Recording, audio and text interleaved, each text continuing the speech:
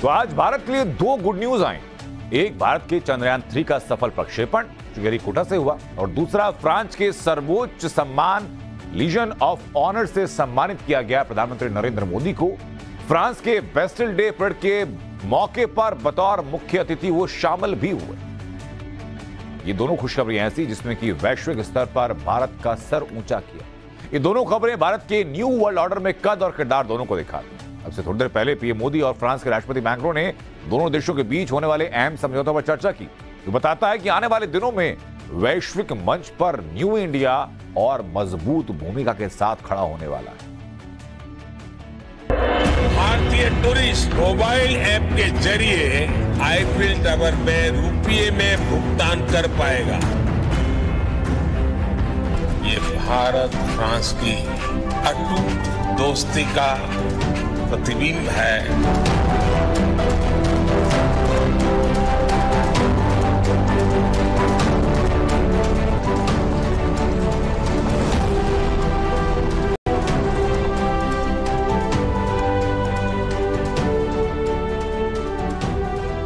शरीर का कण कण और समय का पल पल सिर्फ और सिर्फ आप लोगों के लिए है, देशवासियों के लिए।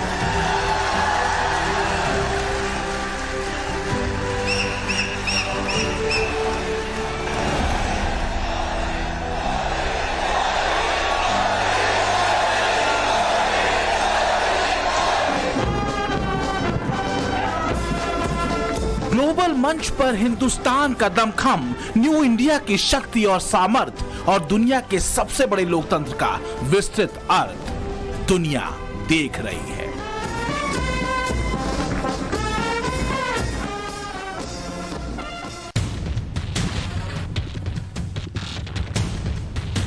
फ्रांस में बेस्टिल डे परेड के मौके पर हिंदुस्तान के शौर्य की गर्जना पेरिस के आसमान में हुई और भारतीय राफेल विमानों ने फ्रांस भारत के रिश्ते की ऊंचाई को आसमान पर चस्पा कर दिया। फ्रांस की बेस्टिल डे परेड में पीएम मोदी विशिष्ट अतिथि के तौर पर शामिल हुए। इससे पहले फ्रांस के राष्ट्रपति इमैनुअल मैक्रों ने हिंदी में ट्वीट किया और लिखा, विश्व इतिहास में एक विशालकाय भविष्य के लिए निर्णायक भूमिका निभाने वाला देश, रणनीतिक साझेदार मित्र। इस साल की 14 जुलाई की परेड के लिए भारत को सम्मानित अतिथि के रूप में स्वागत करते हुए हमें बहुत खुशी हो रही है।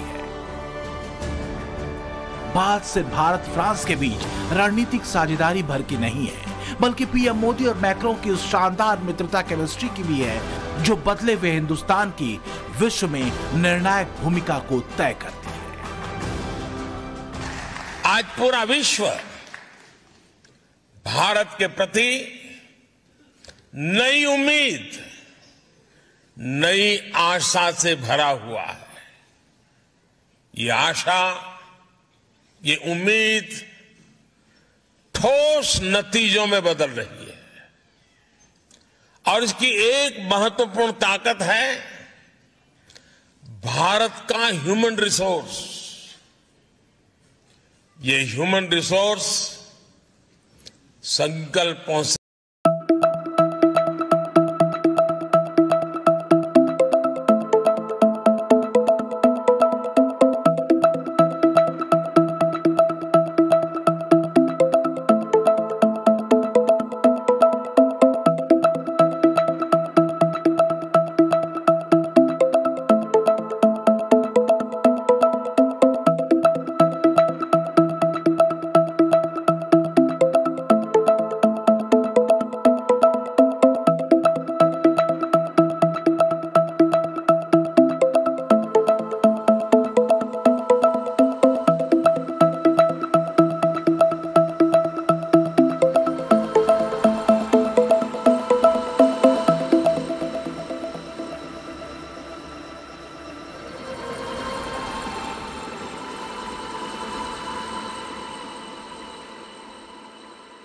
Modi, the Prime Minister of India, was right when he said the time is not for war. It is not for revenge against the West or for opposing the West against the East. It is the time for a collective time for our sovereign equal states to cope together with challenges we face. Modi और macro Bharat France संबंधों के बारे में वही लिख रहे हैं जो भूमिका एक सशक्त लोकतंत्र की न्यू ग्लोबल ऑर्डर में हो सकती है। आसमान में गरजते भारतीय राफेल, बैस्टिल डे परेड में पीएम मोदी के साथ ही भारतीय सेना की तीनों विंग्स का जलवा देखने को मिला। मैक्रो और मोदी की शानदार केमिस्ट्री तो दिखी। इससे पहले पीएम मोदी को फ्रांस के सर्वोच्च सम्मान grand cross of legion of honour से सम्मानित किया गया। पीएम मोदी ये सम्मान पाने वाले पहले भारतीय प्रधानमंत्री हैं। भारतीयता और सांस्कृतिक राष्ट्रवाद वो सूत्र है जिससे पीएम मोदी हर देश में बसे भारतीयों को बांधते हैं। पेरिस में इंडियन डायस्पोरा से बात करते हुए भी भारत और फ्रांस के बीच के गौरव सूत्र का जिक्र पीएम मोदी ने किया। साथियों,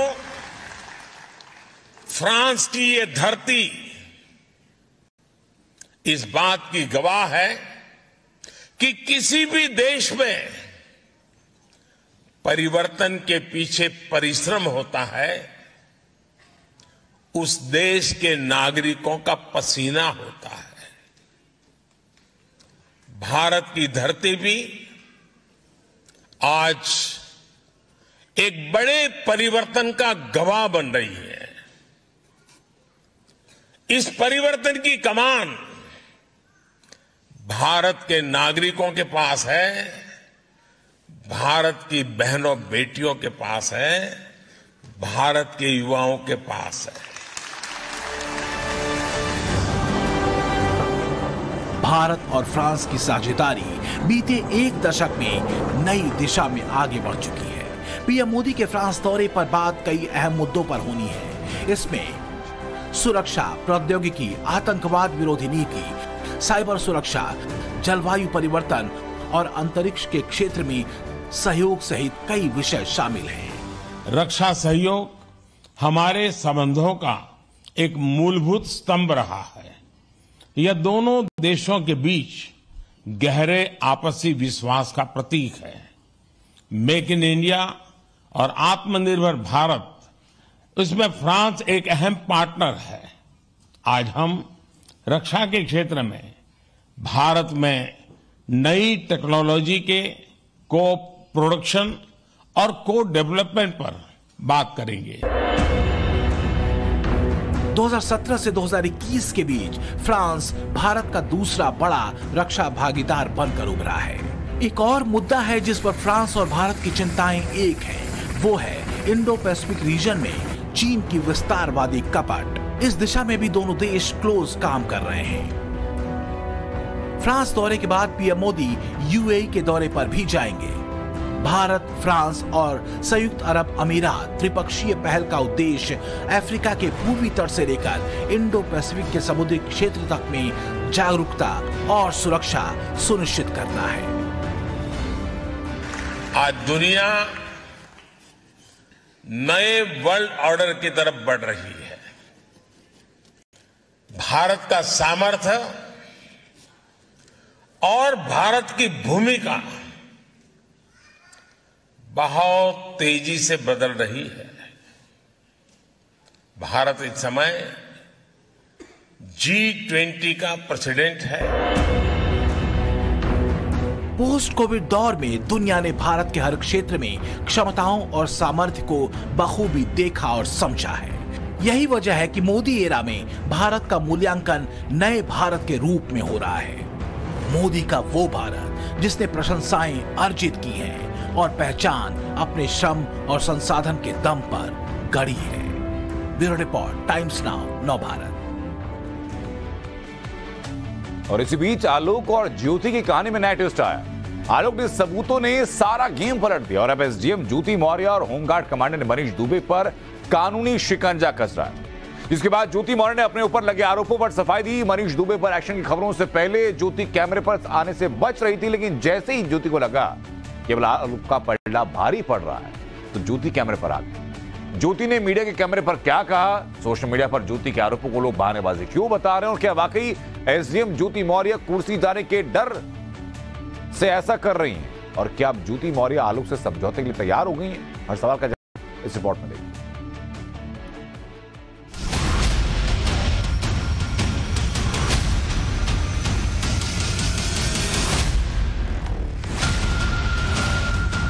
आलोक और ज्योति की स्टोरी में नया ट्विस्ट आया है। पति पत्नी का झगड़ा नेक्स्ट लेवल पर पहुंचा है। कर्मचारी पति और अधिकारी पत्नी का झगड़ा फिर बढ़ गया है।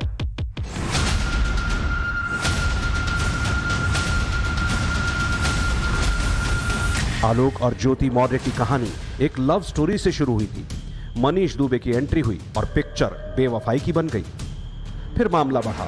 आलोक ने मीडिया के सामने आकर पूरा किस्सा सुना दिया।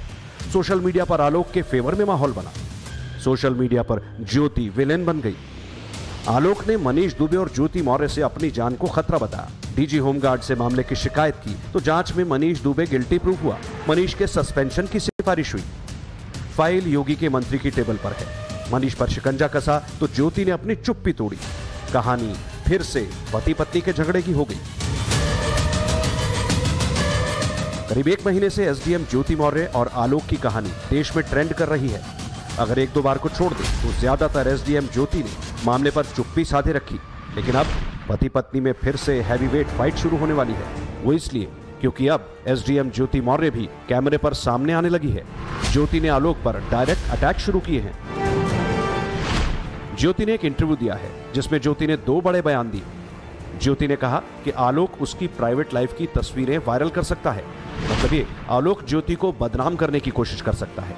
और दूसरा बयान कि आलोक पर उन्होंने दहेज उत्पीड़न का केस दर्ज नहीं कराया, बल्कि पुलिस से उन्होंने सिर्फ घर, कार और 50 लाख कैश की डिमांड की बात कही थी।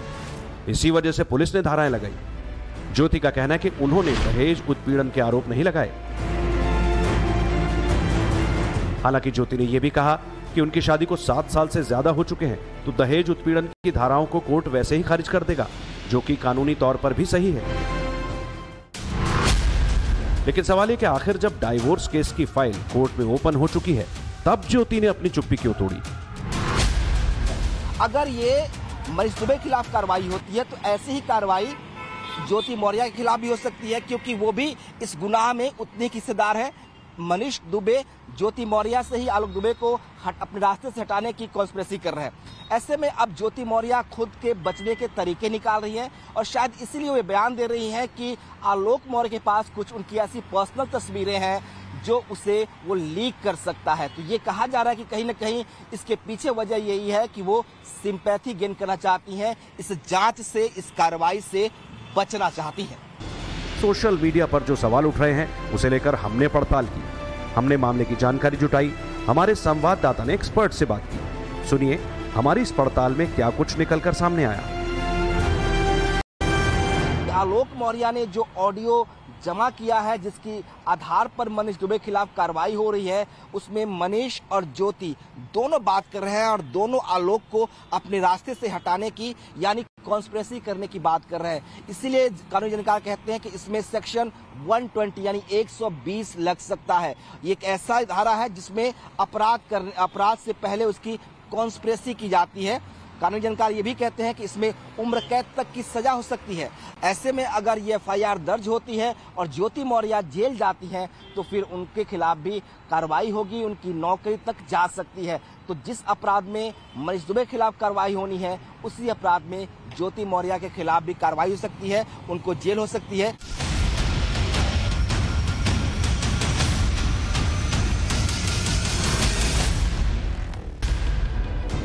पति पत्नी का झगड़ा फिर से बढ़ गया है।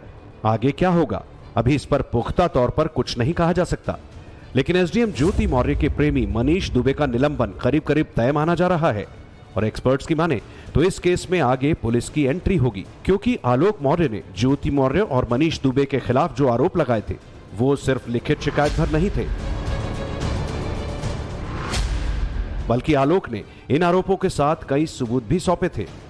एविडेंस के तौर पर आलोक ने जो चीजें दी थी उसमें कुछ वीडियो, ऑडियो, व्हाट्सएप चैट के स्क्रीनशॉट शामिल हैं। इन्हीं में से कुछ हिस्से सोशल मीडिया पर वायरल हैं। हमारी इन्वेस्टिगेशन में हमें मनीष दुबे के खिलाफ शिकायती पत्र भी मिला। इस लेटर में आलोक मौर्य ने कहा है कि एसडीएम ज्योति मौर्य और होमगार्ड कमांडेंट मनीष दुबे के बीच रोजाना बातचीत होती थी। दोनों कई कई घंटे फोन पर बात करते थे। ड्यूटी पीरियड के दौरान भी इनकी बातचीत होती रहती थी। आलोक ने अपनी शिकायत में कहा कि दिन के 24 घंटे में से लगभग 15 घंटे दोनों बातचीत करते थे। रोजाना करीब 100 बार कॉल आती जाती थी। बीते 2 साल से ज्योति और मनीष दुबे का अफेयर चल रहा है और अगर मनीष दुबे के सीयूजी नंबर की कॉल डिटेल निकाली जाए तो इस आरोप की पुष्टि होगी। इनपुट मिला है कि अब वायरल चैट और वायरल ऑडियो की फॉरेंसिक जांच होगी। इतना ही नहीं, इस शिकायती पत्र में आलोक ने कहा कि 22 मार्च 2023 को मनीष दुबे ने आलोक को प्रयागराज के एलनगंज में जान से मारने की कोशिश की। आलोक पर मनीष दुबे गाड़ी चढ़ाते थे। मतलब पति पत्नी का झगड़ा इतनी जल्दी नहीं निपटेगा। इस मामले में अभी कई पेच फंसे हैं। सोर्सेज से इंफॉर्मेशन मिली है कि आलोक का फोकस अब अपने तलाक के केस पर है। इसके लिए आलोक ने नौकरी से लीव ली है। आलोक ने 1 हफ्ते की छुट्टी ली है। एसडीएम ज्योति मौर्य ने अपने पति आलोक मौर्य से डिवोर्स लेने के लिए बकायदा एक पिटीशन प्रयागराज के फैमिली कोर्ट में दाखिल की है। हालांकि आलोक मौर्य अपनी पत्नी एसडीएम ज्योति मौर्य को तलाक नहीं देना चाहते। उनका कहना है कि उनके 2 बच्चे हैं जो ज्योति मौर्य के पास है। वो चाहते हैं कि दोनों बच्चे उनके साथ रहें। वो अपनी पत्नी से माफी मांगने के लिए भी तैयार हैं। वो चाहते हैं कि किसी भी कीमत पर मनीष दुबे के खिलाफ कार्रवाई हो, लेकिन ज्योति मौर्य बच जाए और साथ ही उनका अपना परिवार भी। अब आलोक का पूरा फोकस इस बात पर है कि कैसे भी उन्हें बच्चों की कस्टडी मिल सके। 11 जुलाई को जब प्रयागराज कोर्ट में मामले की सुनवाई हुई थी, तब भी आलोक ने कोर्ट में कहा था कि उनको उनकी बेटियों से मिलने की परमिशन दी जाए। आलोक और ज्योति मौर्य की 2 जुड़वा बेटियां हैं जो अभी ज्योति मौर्य के पास हैं। ब्यूरो रिपोर्ट, टाइम्स नाउ नव भारत।